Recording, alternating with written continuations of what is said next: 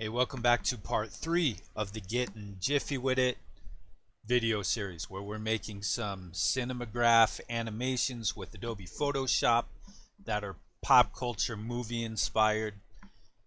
We have the videos here on YouTube. The resource files in the ebook are on codepeterson.com in the loot section. And again, you can follow along with the book, or you can follow along with the video, or a combination of both. And you don't have to follow along step by step. You can change these graphics however you want. They're pretty versatile. But the way that I'll be illustrating this animation technique today is we're going to be making an animated movie poster or movie graphic that's kind of inspired by the more recent movie The Batman. Came out about a little over a year ago now, and let's go ahead and get started. So the picture for this one will be different than the others we made. They were landscape. This one's going to be portrait. Make sure that your units of measurement in Adobe Photoshop are 600 pixels wide by 900 pixels tall. Resolution is 92 pixels per inch. RGB color 8 bits fine, and we'll click create. With this, there are some graphics that are available in the resource folder. I did find this Batman picture for free on Unsplash, so you can download that and it'll work great for this project. Or if you have a different one that you want to use, you may do that also.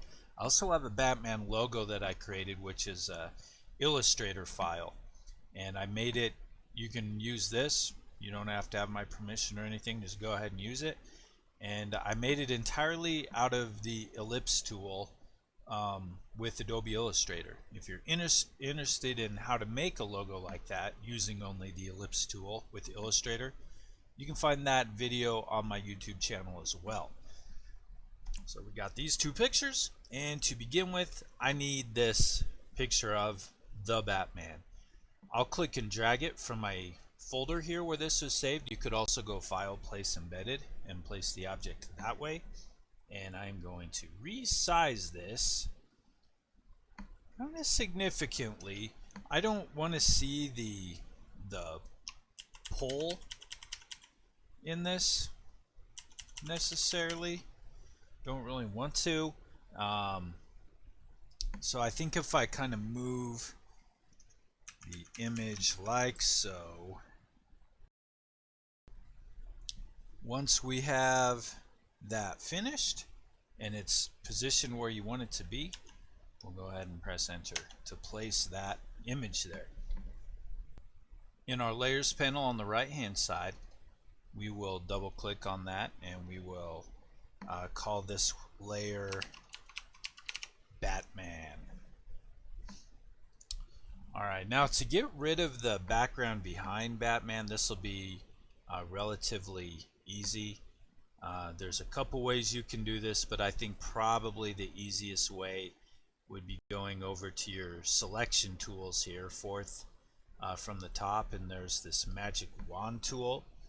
And if I have the magic wand tool here selected, and I'll click in the sky, and yours may do this where it doesn't select around the Batman, and it's because my tolerance up here is too low. So let me try changing that to about 70. Try this again, and now when I click here, I see this nice selection around the Batman, and also with this building down here as well. So what I can do after that is I want to press Control-Shift-I, the shortcut on my keyboard, which is going to select the opposite of what my selection is, and then I can go here and click this button, the rectangle with the circle in it, add a layer mask. That's going to remove that sky. I do have this little bit of grass right here, or not really grass, but hedge or vines or whatever you want to call that stuff. So using my polygon lasso tool or a similar selection tool, I'll just select that area, and with my mask over here in my layers panel selected, the black and white mask, I will shift backspace and I will fill that in with black, and then that's going to mask it there. And this is exactly how I want that to look. The next part of this is having this layer selected, having the little preview selected there. I want to use my levels. So I can go Control L, which is the shortcut for levels, and it brings this up. And this ultimately is going to kind of change your lightness and darkness and also your contrast a little bit in there. And if I look here and find the output levels and I move the arrow on the white side and I bring this down, I want to darken this significantly. So I am probably going to go, let's see, 68 looks pretty good because I want this to be fairly dark to where I can't see his face really. I can just barely make out the details of the suit there, which is fine. So 68 I think looks good. If you want it a little lighter or a little darker, that's entirely up to you. I'll click OK, and you'll see it adds it as a smart filter. So if later I decide to change that, I could double click there on the levels and I can always adjust it, because this image is a smart object and we're not doing any destructive editing with it. Any of the effects we've done can be removed and we still have our full original image left there with it. Next thing I will do is unlock the background layer and just click that lock there to get rid of it, and then it's going to change that layer to layer 0. Be sure that the colors in your color selector over here in our tools are white and black. So for the foreground color, this top one here, this one's going to be black. The one in the background is going to be white. And then we are going to go over here to our layer 0 and double click to go into our layer style.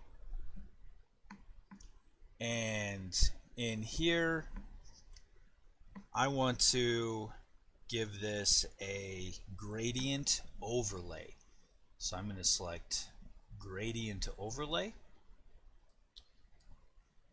And the one that I want to select for this is going to be, and it's okay if this is normal and the opacity is 100 for right now, but there's this little rectangular area, and if I click here and I go up to basics under the presets and I find black to transparent, that's exactly the one that I'm looking for in there. So once I have that selected, I will click OK, and then I will go back to this here, and I want to find for the style, I want it to be reflected, and on mine it's darker in the middle and lighter on the outside. I actually want the reverse of that, so I'm going to click reverse to make it lighter in the middle and darker on the outside.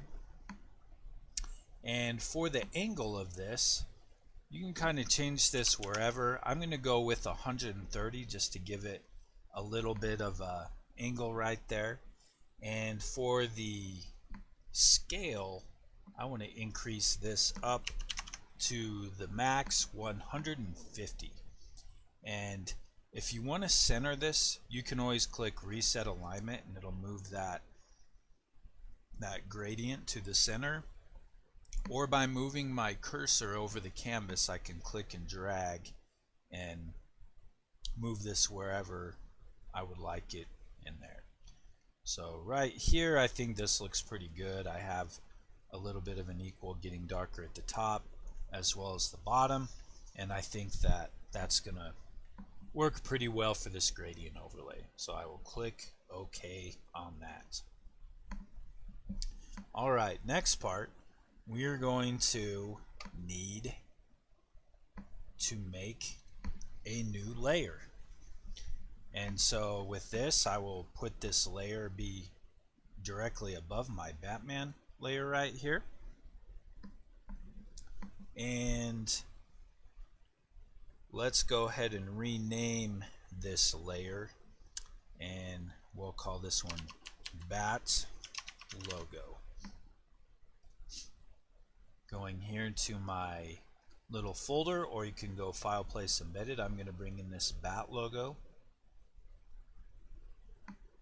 If you go file, place, embedded, it might ask you if you want to bring this in as an image. So just select, I usually select bring it in as a smart object, and then it'll bring in the shape like that. But clicking and dragging is a little bit more convenient. And I'll just put this logo over the area where the Batman's logo is at on his chest on there. And again, this is something we can always move around later if we need to. Next thing, just to add a little bit of softness to this logo, I can go up to filter and blur and Gaussian blur. And for the radius on this, we don't want anything too drastic on there. 2.5 looks fine. 2 looks fine as well. It's kind of up to you on whatever you want to do. So I might go 2.5, you know, just so it's not a perfect bat shape on there. But if you want yours more defined, you can just lessen the pixels for that radius of the blur. And then I am going to make a new layer above this bat logo. And with this one, double check, make sure we have our colors here as black and white. I will fill this new layer, shift backspace, and I am going to, underneath the contents here, we want to select that and have it be black for the color. Alright, it's going to cover everything up. Don't freak out about that. It's not a big deal. That's what we want to happen, because then we're going to go up to filter and we'll go to noise and add noise. And for the amount, we want to use 40%. And for the distribution, we want it to be Gaussian, and we want monochromatic to be checked. I'll click OK there, and we have this kind of staticky looking screen going on here. Once that is done, then we want to go up here to filter, and we want to go to blur, and this time I want to just select the regular blur. Alright, after that, one more time I'm going to go up to filter, and I'll go to blur, and then go to blur one more time. So I gave it 2 small blurs. After that is done, then I will go here to image and image rotation, and I want to use 90 degrees clockwise. Alright, and rotating this image on its side. After that is done, then we'll go yet again back up here to filter, and we will go to stylize, and I want to find wind. And for the settings on wind, I want this to be blast. It doesn't make any difference if it's from the left or from the right. And then I can click OK. Once I'm done with that, I will go to filter, and then it'll remember my last settings, or my last filter I ran, which is wind. So I'm going to click on this again to exaggerate that a little bit more on there. Alright, once that is done, then I need to go back up to image, image rotation, and 90 degrees counterclockwise. I'm going to make this invisible just to make sure Batman's right side up. We're good to go, and everything's in good shape. For this here, we can go ahead and use Control I on this layer 1, which is going to invert the colors and make what was black white and what was white black. After that, we want to make this become a seamless pattern, because this is going to be like rain falling down, okay? And so to do that, we want to go here to filter, and we want to go to other, and we want to find offset. And the only one we need to change is horizontal, or sorry, is vertical. So when I select vertical and I change these numbers on here, you'll see this little line, and basically what we're doing when we move that is this line represents, this is the difference between where the top and the bottom meet if everything was shifted down or shifted up, and if this was like a roll of paper or something like that. So with this, we need to make this not have a line so that it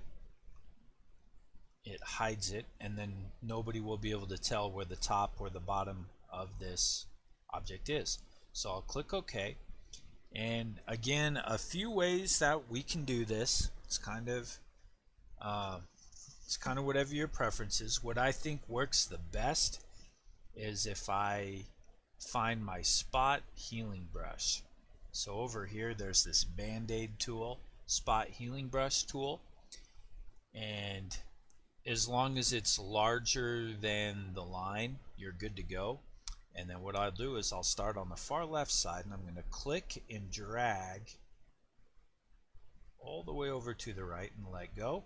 And then it's going to guess using its artificial intelligence algorithm or whatever to what it thinks it should go there. And now I can't really tell where that is. If I go back up here to filter and I go to offset, other, and offset again, I could change that vertical around and I'm not going to see a line in there, meaning that this is vertically seamless and matches up perfectly. So there we go with that. Next thing that I want to do is I actually want to turn this into a pattern. So what I can rename this as at this point in time is I could call this pattern or something like that. It's kind of up to you. And then if I go up to edit and define pattern,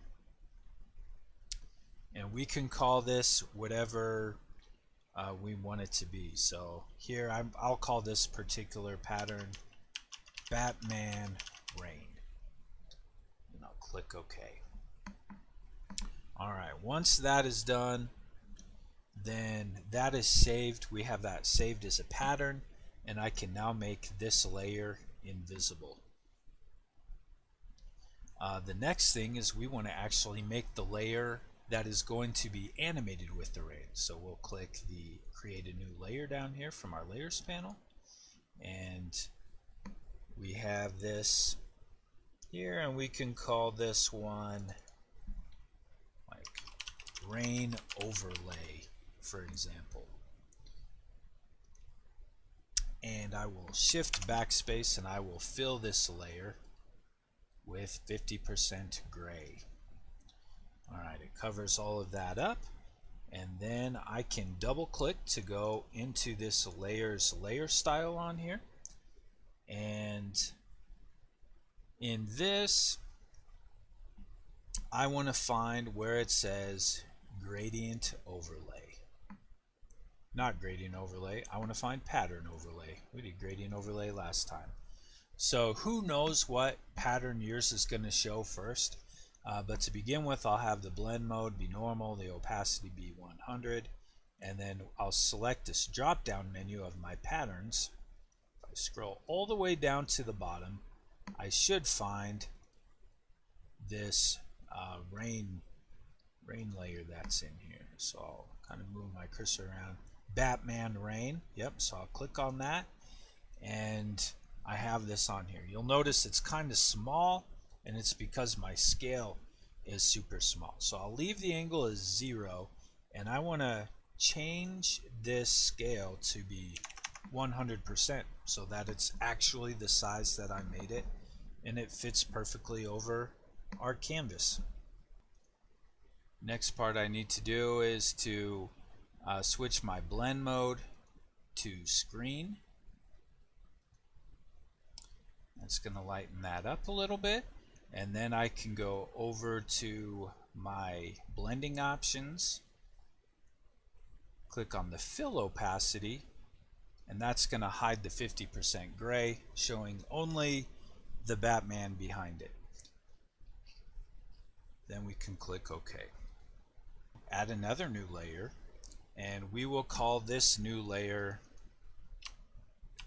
Red Overlay. Red Overlay we're going to fill with the color, so Shift Backspace and it brings up our fill menu. I want to click color ... and it's going to open this up, and the color I want to use is DB0000,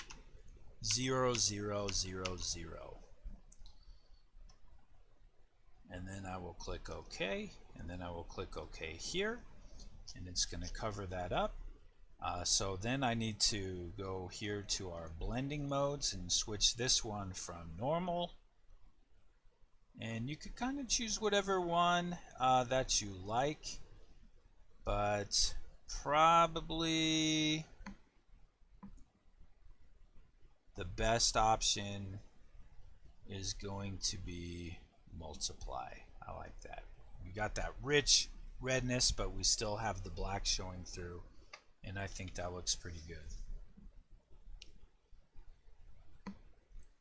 Alright, we now want to animate our rainfall.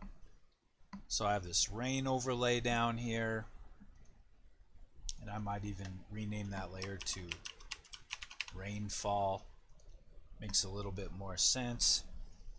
And like we've done with the other different projects, we need to go back up to window, and we will go to timeline. And down here we have these options in our timeline panel. I want to select create video timeline, then click the button, and we see one of these timelines for each of our layers. The one layer that we are going to be focusing on at this point in time is going to be the rainfall layer. So if I click that arrow pointing to rainfall, we have these three different stopwatches, and make sure that this blue scrubber is on the far left hand side, and I want to select click the stopwatch next to the word style. It's going to add this little keyframe down there.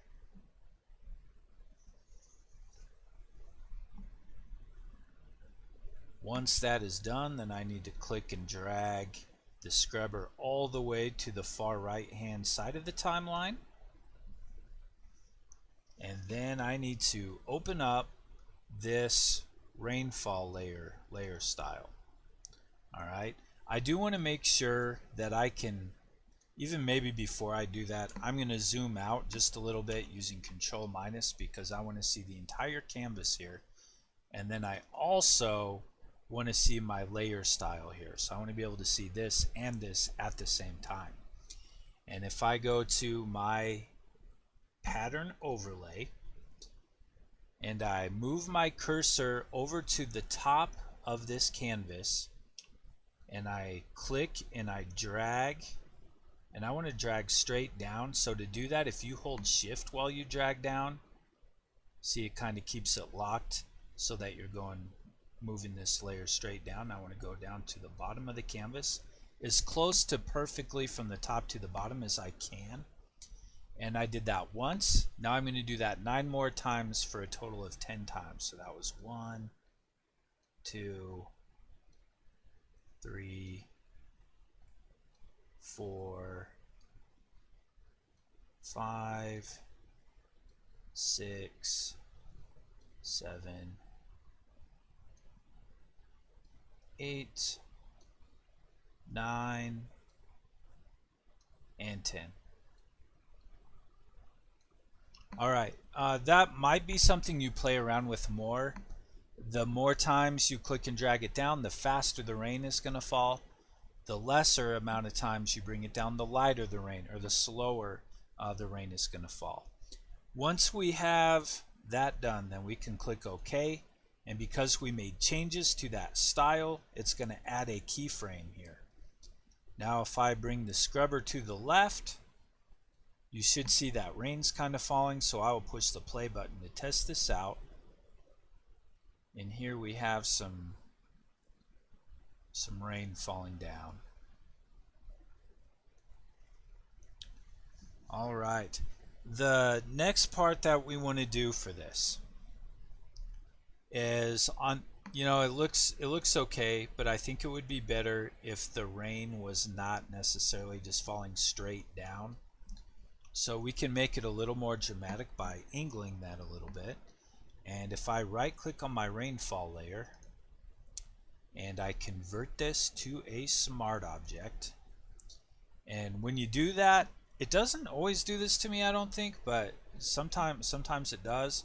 It'll rechange my blending mode back to normal, so that's okay. We just need to go back here to screen, and then we're back to where we were. And then using my move tool, and make sure that this scrubber's on the far left for this, I want to use Control T, and I'm going to rotate this rain a little bit. And I'm also going to make sure that it is bigger than the canvas, so I don't have any areas with no rain on the picture. So it should look about like that. Once you have it like that, we'll press enter. Then when I press play, now we have the rain falling at a little bit of an angle there. And again, you can exaggerate that angle of the rain as much or as little as you want. It's entirely up to you. You can, again, change it as much as you need to. The only difference really is that you would just need to make the rain a little bit bigger on there, and it'll still look fine. Alright, let's move the scrubber to the far left again, and then on the right hand side in our layers panel, we want to go ahead and create a new layer above the rest of them. We're going to name this layer black. And on this layer, we'll use Shift Backspace for the shortcut, and we'll fill this in with black. Or you could use your paint bucket tool. Either way, we want to change this blending mode, and we will click on the drop down menu, and we will switch it to overlay, making it quite a bit darker in there, I think, and definitely more dramatic for the image. I do like how this is looking in here. And now we can go back here to the timeline, and we want to expand the black. And if we bring this scrubber to the 1:00 F mark, and we click the stopwatch icon, and we do this for opacity, and we have this one started off at 100%. After that, I will click and drag this scrubber. I'm going to move it just a few clicks to the side.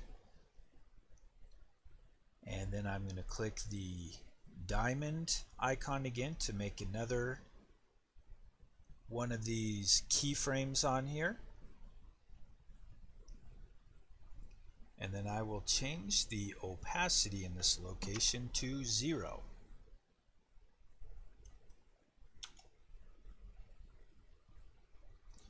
After that, I will click and drag this scrubber down to the 2:00 F mark on our timeline, and I will add another keyframe here, and this keyframe is going to be 100% opacity.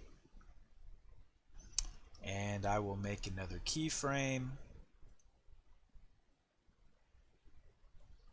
and this one is at 100%, but then I will go 1 or 2 clicks to the side, and I have this keyframe added here. which I will then switch to 0 to make the lightning go there. And this time I might actually have 2 flashes of lightning, but kind of closer together. So I'll move this cursor here to the 4:00 F mark and add a keyframe. And on this one I might only go down to 50% opacity on this one. And then go 2 clicks, add another keyframe, and then go back to 0. And then down here at the very end, add one more keyframe, and this one will be at 100%. This is something you can really kind of play around with as much as you want to, you know, and change how far these are apart. But we'll try this here, little lightning flash, and then a double lightning flash. And then obviously this will loop through. I think that this looks pretty good for the effects on that, and we are now ready to be done with this timeline.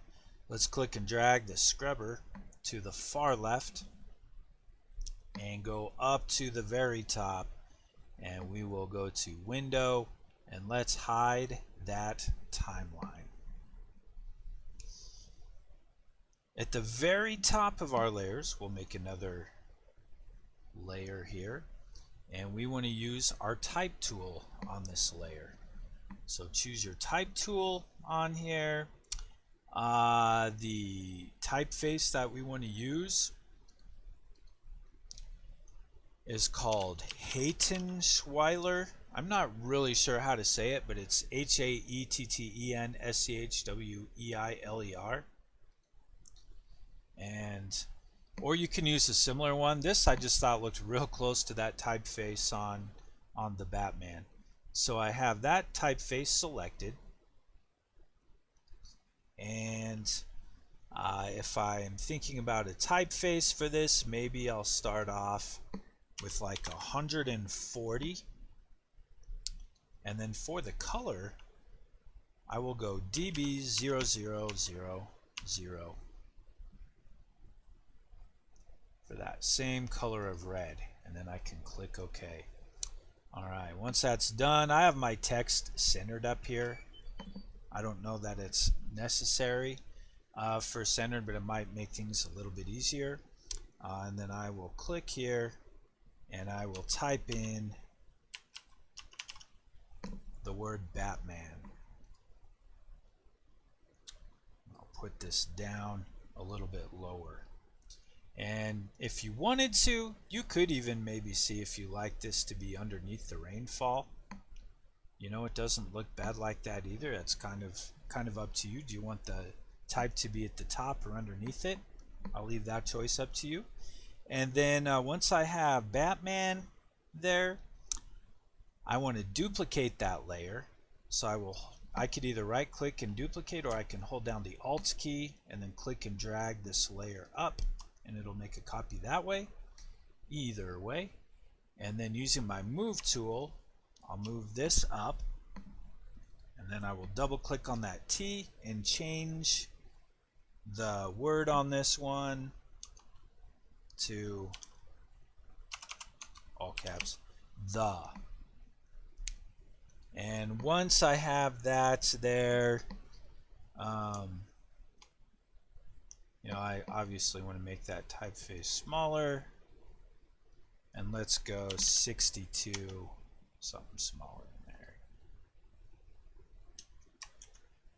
And I think that looks pretty good right there.